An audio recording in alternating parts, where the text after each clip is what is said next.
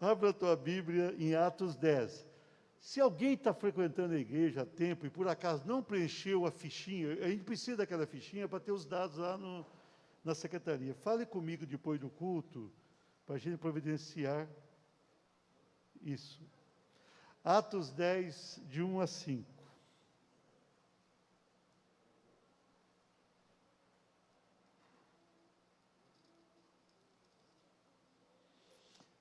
A nossa reunião do presbitério, você vê, tempo de pandemia, você tem que improvisar.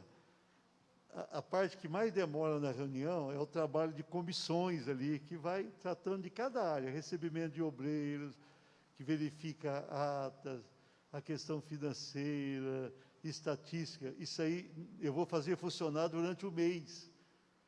Durante o mês, fizemos as comissões vão trabalhar online, eu não sei como, durante o mês. Para a gente chegar na reunião do presbitério, ficar no máximo 3 horas lá. Normalmente é o dia inteiro, eu não quero ficar muito tempo, porque para não ter qualquer risco, não teremos, né? Nós estamos cuidando, tomando muito cuidado, mas eu quero que você ore.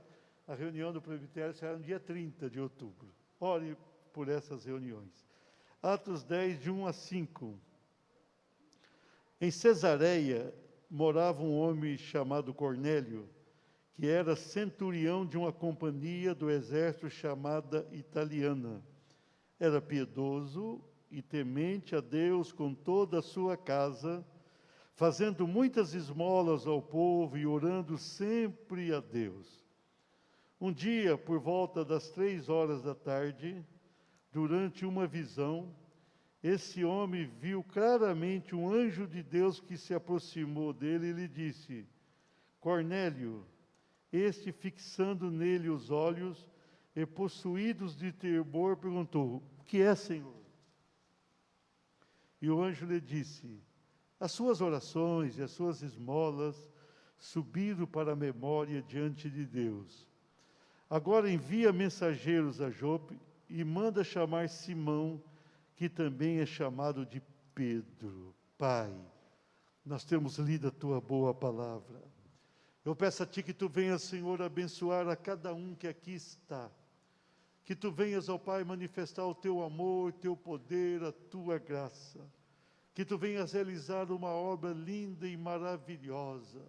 Derrama a Tua unção, derrama o Teu poder, meu Pai. Fala a cada coração, fala a cada coração. Realiza algo maravilhoso, Senhor. Realiza nesta manhã. Traga uma grande bênção sobre todos nós, no nome de Jesus. Irmão, nas eleições de diácono, diaconisa e presbítero, nós temos vários candidatos a diácono e diaconisa dessa vez. Eu consegui conversar com os irmãos. Quanto mais diácono e diaconisa, melhor. Então, não economiza no X lá depois. Quanto aos presbíteros, nós temos os presbíteros que já são, e tem 2 que chegaram há algum tempo. Um tinha sido renovado, ficou na Assembleia, o outro também veio da Assembleia. Seu irmão, você vai ver nomes ali, e pode não ser tão conhecido, mas são pessoas valorosas. Irmão Irineu e Devanir, um deles tem um nome parecido com o meu. Eles estão na igreja já há algum tempo, mas são pessoas que participam conosco, viu?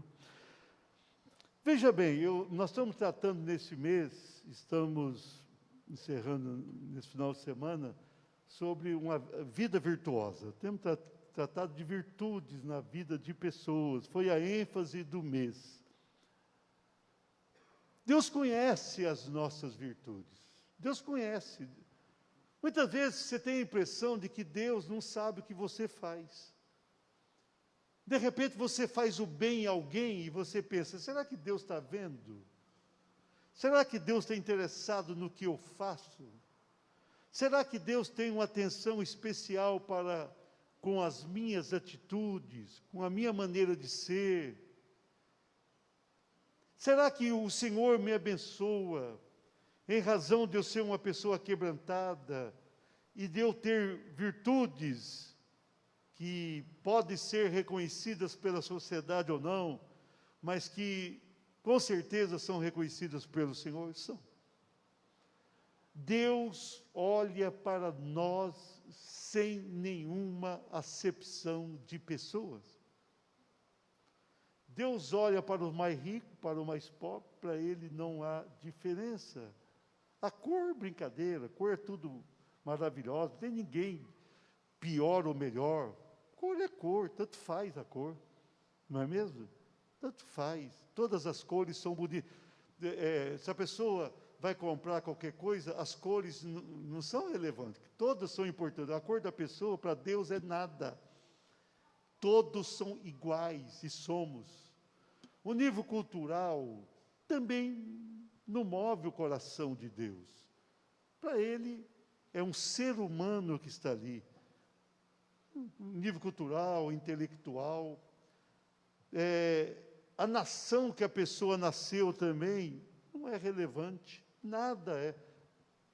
Israel sempre foi uma nação especial de Deus, porque Deus tinha um propósito grande, ainda tem.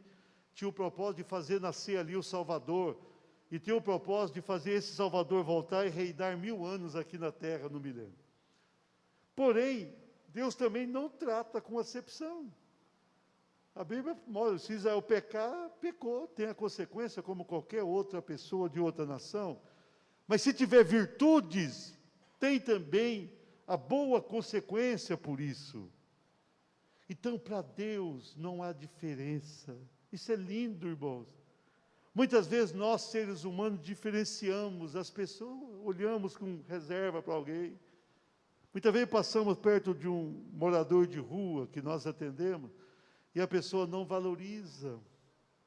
Não valoriza, tem até medo, né? Tem pessoa que tem medo de ser assaltada. Muitas vezes nós olhamos para uma pessoa que está vivendo à margem da sociedade, talvez com alguns vícios, e a gente pensa, isso aí é um perdido. Será que Deus não tem um propósito grande e há de transformar aquela vida? Deus olha do céu e Deus consegue ver o exterior. Ele vê o exterior, é importante o exterior também. Mas Ele vê algo que nós não vemos, Ele vê o interior. Ele vê aquilo que a pessoa pensa, aquilo que a pessoa sente, aquilo que a pessoa faz. Até mesmo Ele vê quando a pessoa não tem uma grande experiência com Ele. É impressionante isso. Se uma pessoa está lá no mundo, e aquela pessoa não teve uma experiência de salvação, não conhece o Senhor como verdadeiro Salvador, e a gente pensa, aquela pessoa está fazendo um monte de coisa boa, mas não vale nada isso. Vale. Ninguém é salvo pelas obras. Eu posso fazer todas as obras do mundo, isso não vai me salvar. Mas isso é bom, e é importante. Deus vê. E tudo aquilo atrai a atenção e o olhar do Senhor. E faz com que Deus trabalhe aquelas vidas.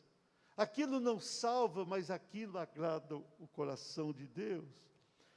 Veja aqui esse capítulo 10, que eu vou ministrar hoje, a primeira parte, de manhã e à noite, a segunda parte. Nessa primeira parte, os 5 primeiros versículos, nós vamos ver aqui, falar de um centurião. O que era o centurião? Alguém que cuidava de soldados, liderava um grupo de soldados. Esse centurião tinha uma companhia chamada italiana. Na verdade, todos os centuriões eram italianos, romanos. Eram pessoas ligadas com Roma, porque Roma tinha um império, e ele deixava essa liderança exatamente para manter o seu império. Em todos os lugares tinha ali os seus soldados. E os centuriões muito mais, aqueles que estavam ali cuidando da ordem na cidade. Sobre os centuriões tinha um comandante, mas o centurião tinha uma responsabilidade muito grande, muito grande. Esse centurião, obviamente, não era judeu, era italiano, ou descendente. Esse centurião não tinha experiências com os livros do Velho Testamento, poderia ter lido alguma coisa, ou ouvido alguma coisa, mas as suas experiências eram poucas. Esse centurião não tinha quase nada a ver com o povo de Deus. Eu falei quase nada porque ele tinha virtudes. É interessante que o Senhor apresenta aqui no início algumas virtudes desse homem, que muitas vezes não são percebidas na vida de pessoas que servem a Deus. Ele tinha algumas virtudes que chamaram a atenção de Deus, a tal ponto de que o Senhor enviou um anjo a falar com ele. Que coisa, hein? Quantas pessoas desse mundo já tiveram a visita de um anjo em casa? Tem gente que não gosta tanto de visitas que se o anjo chegar, não entra. É? Mas aqui, o anjo chegou, ele mandou ali um anjo àquela casa, um anjo de Deus, diz a palavra. E o anjo chegou, olhou para ele, o nome dele era Cornélio, olhou para ele e falou, Cornélio, esse quando fixou o seu olhar no anjo, ficou com medo. Falou, o que é, Senhor? O que é, Senhor? Ele estava em oração naquele momento, e o Senhor falou assim, manda alguém a Jope, e manda trazer Simão, que também é chamado Pedro, Rocha, pequena rocha. Manda chamá-lo, e ele vai trazer a palavra para te abençoar.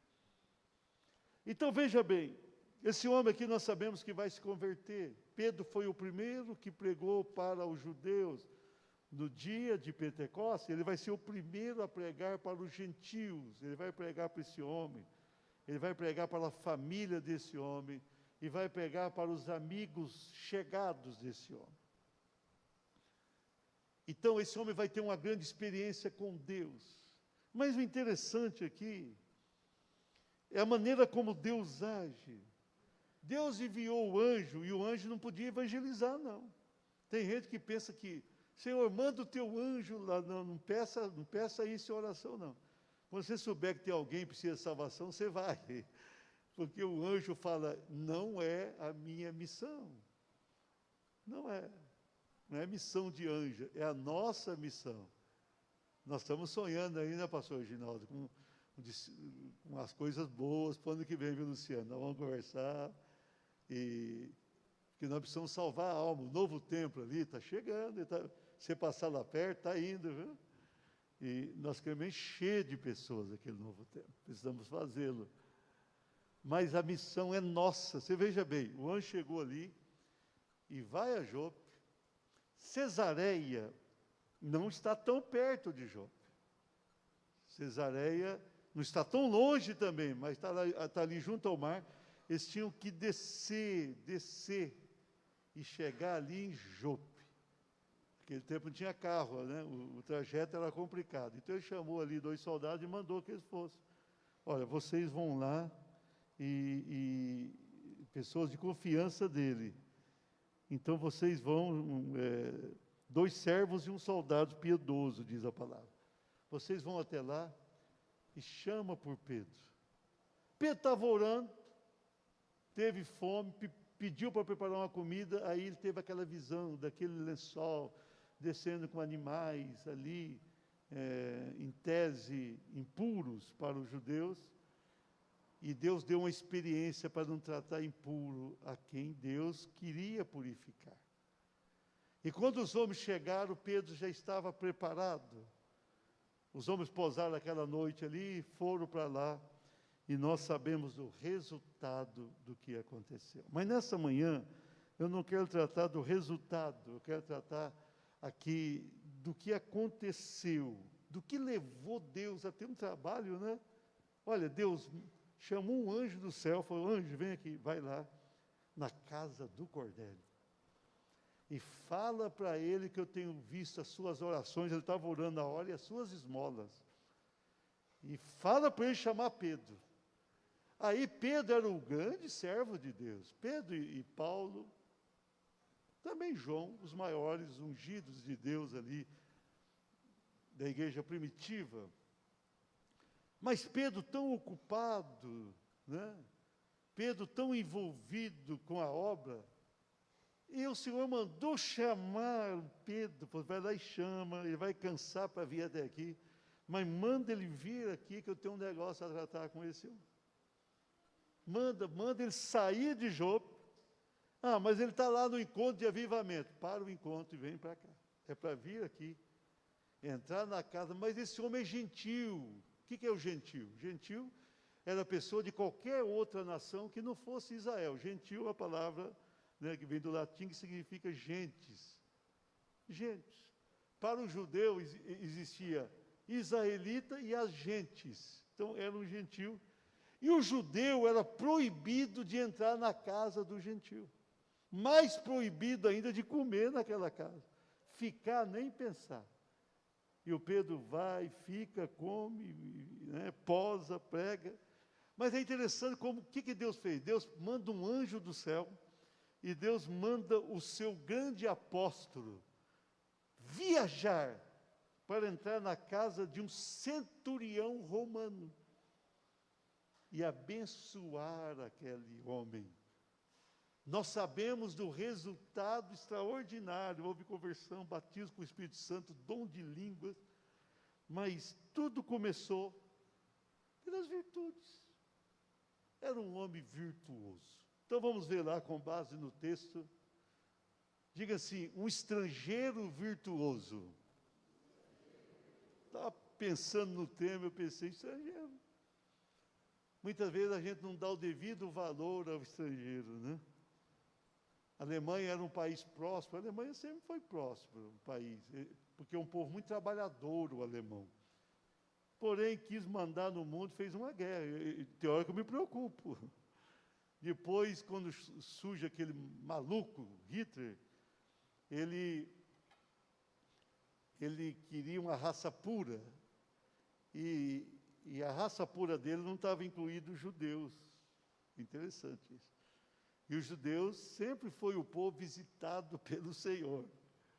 Então, o Hitler, ele começou errando, e continuou errando, e terminou errando. Então, tem hora que a gente precisa chamar alguém. Você precisa valorizar pessoas. E também você precisa valorizar quem não é da tua pátria. A gente não pode olhar para alguém com desenho. Aqui, esse estrangeiro era virtuoso e foi uma das pessoas mais abençoadas naquela época. Então, todos que têm virtudes, Deus observa e Deus abençoa. Vamos lá, vamos ver as virtudes desse homem. Um estrangeiro virtuoso. Primeiro, diga assim, um homem piedoso. Versículo 2 começa dizendo, piedoso. O que é uma pessoa piedosa? A pessoa piedosa é uma pessoa que crê. Mas pastor, ele não era convertido e cria? Cria, e não era convertido. Tem isso. Você conhece muita gente por aí que crê em Deus e não é convertido? A gente tem a impressão que todo mundo está salvo. Não, tem pessoa que crê e não é convertido. O fato da pessoa crer em Deus, e pode crer até bastante, é importante, mas não significa salvação. Tem pessoa que crê, mas não entregou totalmente a vida para Jesus, não nasceu de novo, não recebeu o Espírito Santo, não tem a vida com Deus. Esse homem era piedoso, ele cria. Ele era uma pessoa caridosa, misericordioso, mas ele ainda não tinha salvação, mas chamou atenção por ser uma pessoa piedosa, ou seja, aquela pessoa que buscava a Deus. O piedoso é aquele que busca servir a Deus. É aquele que gosta de estar com Deus. É aquele que fala de Deus. É aquele que respeita a Deus. Então esse homem era piedoso. A sua maneira, ele servia a Deus. Muitas vezes a gente olha para alguém que está servindo a Deus de uma maneira muito estranha, e a gente pensa, não está adiantando nada. A gente não pode fazer um julgamento precipitado.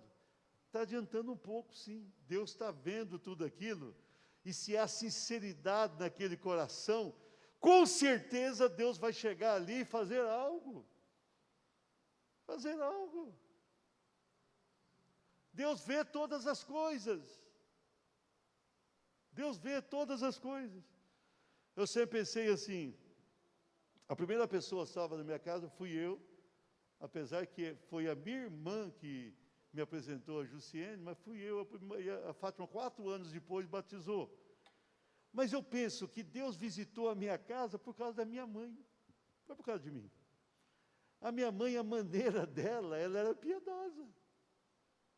Tudo aquilo era um pecado diante de Deus. Podemos até entender como uma coisa muito errada, porém era piedosa. Mas ela tinha ídolos, mas ela não tinha o conhecimento, então Deus olhava. Minha mãe, na época nós moramos perto de uma igreja católica, aqui em Maringá, ela ia todo dia, né? Aquela missinha rápida, ela estava na fila. E ela dentro de casa, a maneira dela, então todas as virtudes são vistas. Aquilo salva? Não salva. Mas aquilo chama a atenção de Deus? Chama. Se houver sinceridade, chama. O que aconteceu com ela? Minha mãe se tornou uma missionária, sinceramente, ela era uma missionária, uma pessoa valiosíssima. Na sua simplicidade, ela foi usada por Deus para pregar para muito mais gente que qualquer um de nós. Então, Deus vê, Deus vai olhando e vê, essa pessoa está crendo errado, mas essa pessoa é sincera, Deus visita. Então a gente não pode ter um julgamento duro, não salva, mas nós não podemos olhar para as pessoas e condená-las. Muitas vezes as pessoas são mais virtuosas do que pessoas da igreja. E o Cornélio era piedoso. Queridos, nós precisamos ser piedosos. Nós precisamos ter o coração voltado para Deus. Quando levantamos de manhã, precisamos buscar a Deus. Quando vamos fazer a refeição, precisamos agradecer a Deus. Quando vamos dormir, precisamos orar a Deus, agradecer o dia.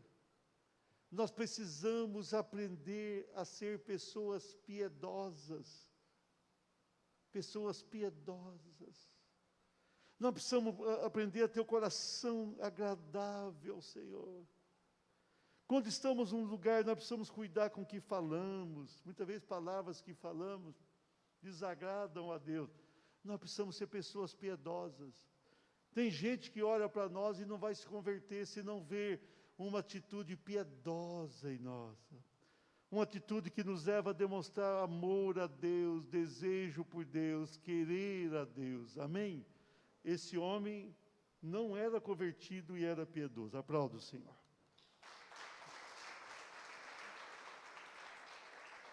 Um estrangeiro virtuoso. Segundo lugar, diga assim, um homem temente. Graças a Deus. A continuidade do versículo 2. E temente a Deus com toda a sua casa. Olha que chama atenção aqui. Ele era temente a Deus. Ele temia a Deus. Ele olhava para Deus e ele sabia quem era Deus. Ele era temente a Deus com toda a sua casa. Com toda a sua casa. Temente a Deus. Temente. Interessante que a casa o seguia.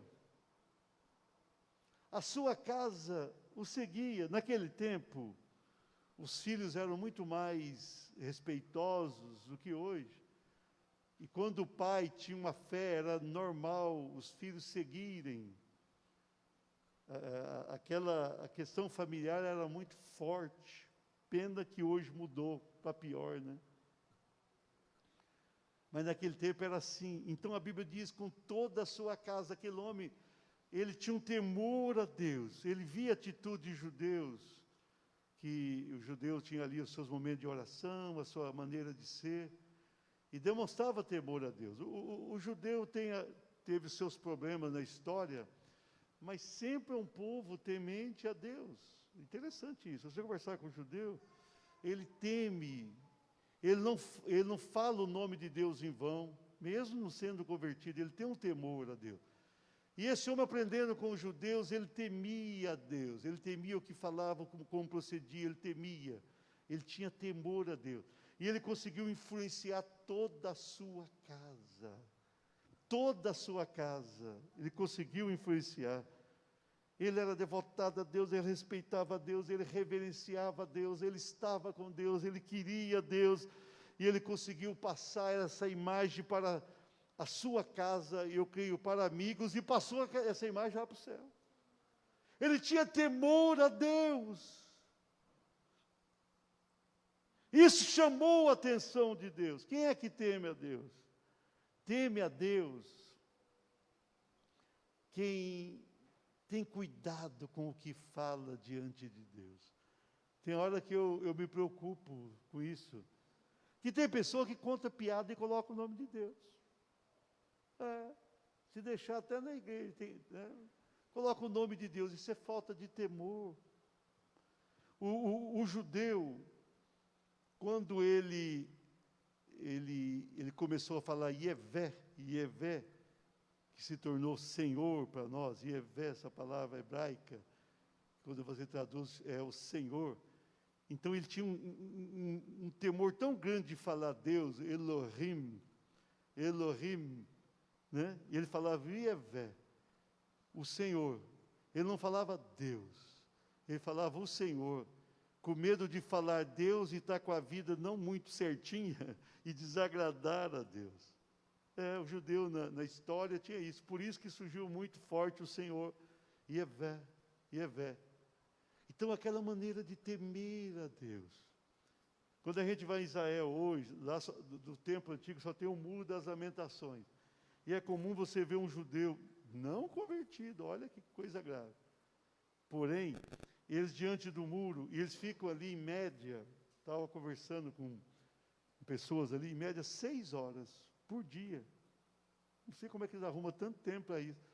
Eles levam ali o Torá, que tem os primeiros livros do Velho Testamento, e eles vão lendo e mexendo o corpo diante daquela ali. E vão lendo, e lendo, e lendo. Eu falei, por quê? Lê tudo bem. Por que mexer o corpo? É você adorar a Deus com o corpo e com a alma. Com a alma, lê, com o corpo. Interessante isso. O que é isso? Temor. Temor. Nós precisamos temer a Deus.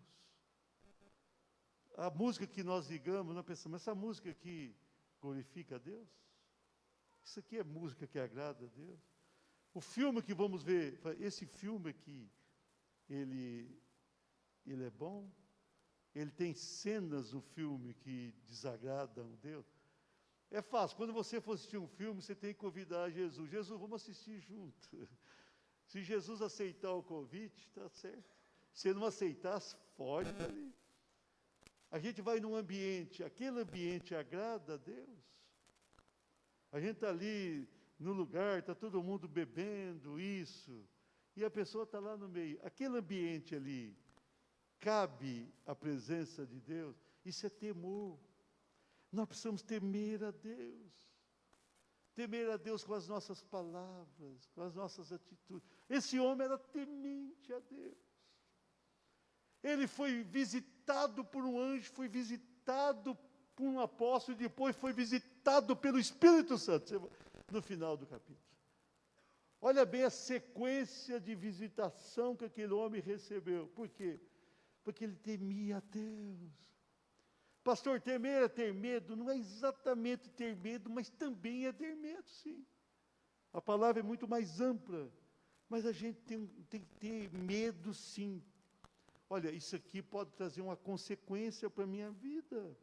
A pessoa vai mentir? Não pode. Como é que a pessoa vai mentir? Ela não teme a Deus, contando uma mentira. A pessoa está falando mal dos outros? Não pode. Isso não está temendo. Fala um palavrão? Não pode. Então, esse homem aqui não era convertido e temia a Deus. E em razão de temer a Deus, foi visitado pelo Senhor. Nós precisamos temer ao Senhor, amém? Aplauda o Senhor. Um estrangeiro virtuoso. Terceiro lugar, diga assim, um homem generoso. Olha, ainda o versículo 2, e que fazia muitas esmolas. Quantas esmolas ele fazia? Muitas. Muitas esmolas, povo. Que povo era aquele? Povo judeu. Ele estava lá para prender o judeu, e ele fazia esmola para o judeu. Prendia também, de vez em quando, que ajudava o judeu a ter um comportamento melhor. Mas ele fazia esmolas. Ele olhava para o pobre e ajudava o pobre. Ele olhava para o carente e ajudava o carente.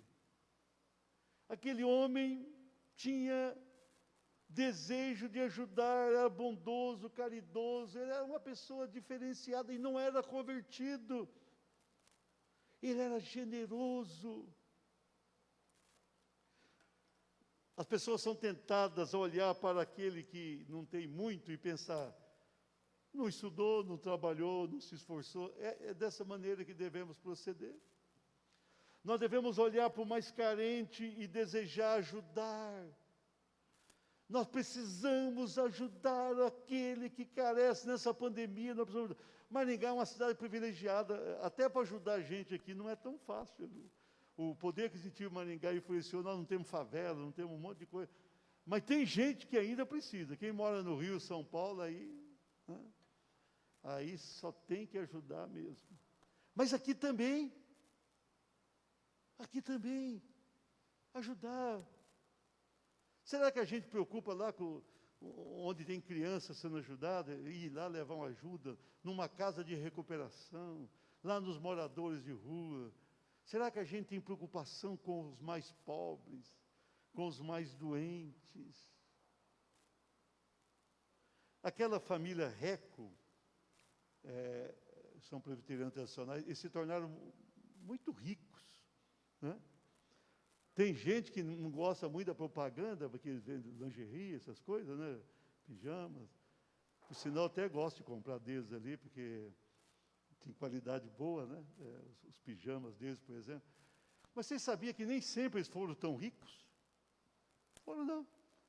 A família da Jussiene conheceu a família Reca, eles foram da mesma igreja tradicional. Eles eram pessoas comuns. Mas aquela ali é uma família generosa. Ele vai falar de alguém, só pode falar quando falar bem. Eles têm uma obra em Maringá há muitos anos, que Maringá, como outras cidades polo, recebe doentes de muitos lugares. Né? Normal, doente, vem para cá. E aqui nós temos aqui bons hospitais. E quando o doente que vem normalmente é pobre. Então, a melhor opção dele é uma enfermaria, e olha lá, né, se consegue. E aí vem o parente, vai ficar onde esse parente? Muitas vezes o doente está ali, o parente quer cuidar, e a família mora longe. E eles criaram há muitos anos atrás uma casa que recebe parentes. Eles recebem parentes de pessoas doentes, eles dão comida, dão remédio para aquelas pessoas, dão carinho, e cuidam muitos e muitos anos, mas faz muito tempo. Sabe o que aconteceu com aquela família? Ficou riquíssima.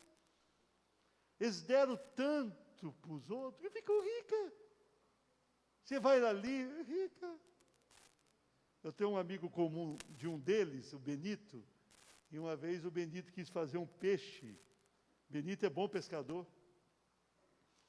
Aquele amigo meu, ele quis fazer um peixe, ele fez na casa de um dos Zé. E nós fomos lá, Jussiene e eu, fomos, beleza aquilo lá. Rico. Mora no condomínio, na casa, campo de futebol, tem tudo. Por quê? Porque são pessoas generosas. Generosas. Pessoas que têm o coração. Quando nós somos generosos, é uma coisa de duas mãos. Que você dá, você recebe. Você não pode dar querendo receber de volta, não. Você tem que fazer o bem sem esperar receber. Mas mesmo que você não quiser, volta. E volta com abundância. Quem dá, recebe. É isso, generoso. Esse homem era generoso. Ele conhecia de uma maneira superficial o Deus verdadeiro, mas era generoso. Generoso. Ele gostava de cuidar de quem precisava. Generoso. E Deus recompensou esse homem, Cornélio. Uma recompensa, nós precisamos ser generosos. Nós precisamos estender a mão, queridos irmãos. Se tem algo que chama a atenção de Deus, é isso. Deus, quando manda o anjo lá, ele fala assim, ó, o Senhor viu as tuas orações e as tuas esmolas. Foi isso que eu li aqui. O Senhor viu as orações e as esmolas. Tem gente que só tem esmola, também não é bom, tem que ter oração. Mas tem gente que só tem oração. Ele não tem ação da oração. Então, nós precisamos ser generosos. Nessa época aqui, se você sabe que alguém está desempregado, compra uma cestinha básica, né? Compra uma cestinha, leva até o arroz. O arroz você compra assim, a joia e o arroz você leva do mesmo cuidado, porque está tão caro quanto, né? Aqui no Brasil, com tanto lugar para plantar. Mas manda uma cesta básica. Eu me lembro assim, quando eu estava me convertendo, o meu sogro na época estava passando uma dificuldade e apareceu uma irmã, até hoje é da primeira igreja. E ela chegou lá com uma comprona, não foi uma cesta básica, uma compra, exatamente no momento que ele estava precisando. Deus me mandou trazer esta compra aqui. E mandou mesmo, porque estava precisando. O que é isso? Pessoa generosa. Vai na casa dessa pessoa para ver se ela é próspera ou não. Pessoa generosa. Se você leva, se você faz, eu ministrei quarta-feira alguma coisa aqui sobre isso. Você está plantando e vai colher. O que você planta, você colhe. Generoso. Aplauda o Senhor. Esse relógio corre bastante, né? Vou encerrar agora. Estrangeiro virtuoso, diga assim, um homem de oração. E de contínuo orava a Deus. Ele orava a Deus quase sempre. Ele orava a Deus quando? Continuamente. Orava a Deus. Não era crente. Não era batizado no Espírito Santo. Não tinha um nome no livro da vida. Não andava com crente. Tanto é que ele teve que buscar um crente de longe para pregar para ele. Quem é crente? Talvez nem conhecesse algum crente convertido. O movimento estava começando naquele momento. Mas ele era um homem que orava o tempo todo. Ele gostava de orar. E em uma das suas orações que apareceu o anjo. Em uma oração. Estava o homem, ele orava confiante, ele era intercessor. Tanto é que ele segura umas pessoas ali para se imaginar. Ele era abençoado e abençoador. Um homem de oração. Deus viu as orações de um homem ímpio.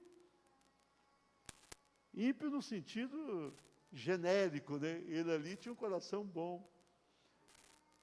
Olha bem, aquele homem orava.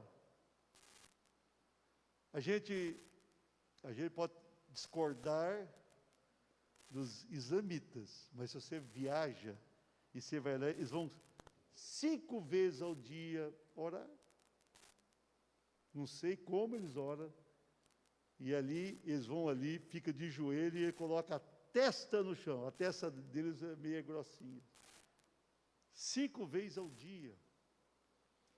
Jejum, eles não jejuam assim muito, não. Eles, quando vai jejuar, ele fica só um mês seguido jejuando. O Ramadã, já pensou? E não tem o nome no livro da vida, é o que a Bíblia mostra.